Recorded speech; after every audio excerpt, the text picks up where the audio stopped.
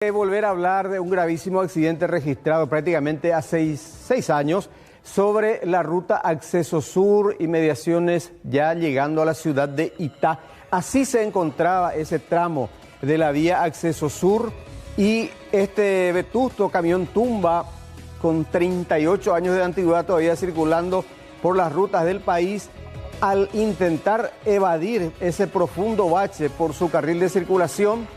Ingresa en contravía y colisionó de frente cuando eso contra un automóvil en el que se encontraban los padres de un adolescente de 14 años, promesa del fútbol, estaba en las formativas de Olimpia, quien luego de 4 días de permanecer en terapia intensiva fallece posteriormente. Los padres, por supuesto, también con lesiones muy graves. Consecuencia de ese bache había ocurrido este accidente. Y como derivación del caso, la familia del niño fallecido, promovió también una acción judicial. Fíjense que recién después de 6 años se conoce un veredicto, una sentencia considerada también histórica porque la acción judicial fue contra el Estado paraguayo, contra el Ministerio de Obras Públicas y Comunicaciones. Y ya vamos a repasar parte de esa sentencia de un juzgado en lo civil y comercial, donde hace mención a las circunstancias del accidente en la compañía Juguañaro Itá, kilómetro 27, Acceso Sur. A las 6:15 de la mañana, un camión Toyota color rojo, año 1981, por eso le decía 38 años de antigüedad, ingresa al carril contrario, colisiona de manera frontal contra el automóvil Toyota Plus. A consecuencia de este accidente fallece el menor Javier Alexander Yegros Riveros. Sus padres atribuyen como hecho generador del accidente también al bache. Sí. Ahora, ¿qué hizo el MOPC a través de la Procuraduría General de la República? Después les cuento.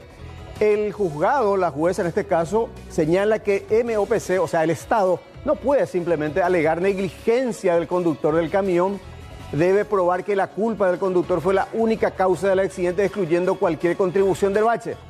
La jueza dice, la existencia del bache como condición preexistente y peligrosa dificulta probar la culpa exclusiva del conductor. Es probable que el bache haya sido un factor contribuyente, incluso si el conductor también actuó con negligencia. El MOPC tiene la responsabilidad legal de mantener las carreteras en condiciones seguras. El MOPC, o sea, el Estado, no puede eximirse de responsabilidad simplemente alegando negligencia del conductor. La responsabilidad del MOPC finalmente en el mantenimiento de las carreteras y la existencia del bache dificultan probar la culpa exclusiva del conductor. Un caso que en su momento generó realmente indignación también. En otra parte, se señala que se cuantificó también el daño moral, Amalia, en 860 millones de guaraníes y a eso se le agregó otros 40 millones de guaraníes. Estamos dando lectura a esta sentencia. Vamos ya al siguiente cuadro, a la siguiente gráfica, donde justamente se hace mención a la condena.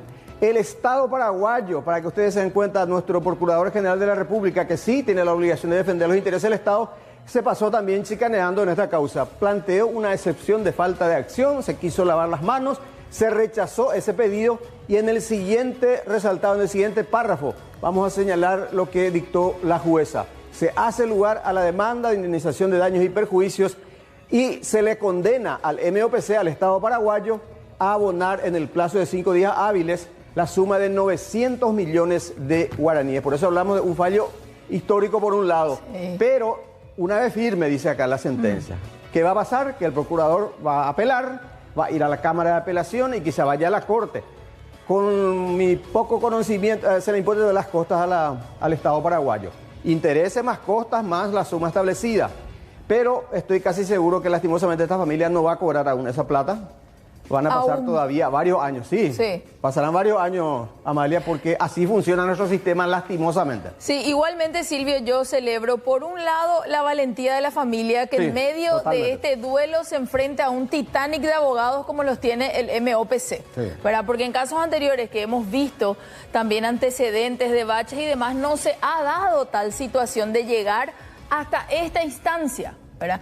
Y por otro lado, lo que este tribunal va marcando, que de alguna u otra forma le da la derecha a la familia, hasta qué punto nomás vamos a avanzar, no lo sé, en el tramo en el que vos decís, ¿verdad? Claro, como te digo, esto va a ir en apelación seguramente y habrá que ver qué posición asumen luego los miembros de esa Cámara. Claro, pero por lo menos hay voluntad de esta, pues. Sí, claro, sienta un precedente importante y la argumentación bastante interesante de la jueza del Fuero Civil de la capital.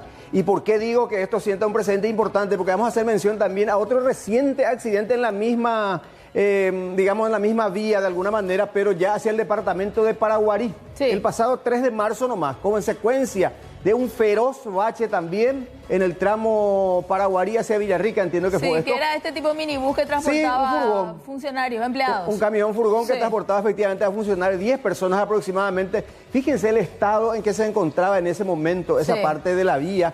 Un hundimiento feroz en la ruta. Aquella vez perdieron la vida 2 personas y otras 5 resultaron gravemente heridas, también consecuencia de un profundo bache cuya responsabilidad es del Ministerio de Obras Públicas y Comunicaciones. Las víctimas de este segundo y más reciente accidente, en base a la sentencia que dábamos a conocer recientemente, también podrían accionar contra el Estado paraguayo y reclamar también una indemnización, porque ya se señaló y se fundamentó de que el Estado paraguayo a través del MOPC tiene la obligación legal de mantener las rutas en buenas condiciones, Amalia.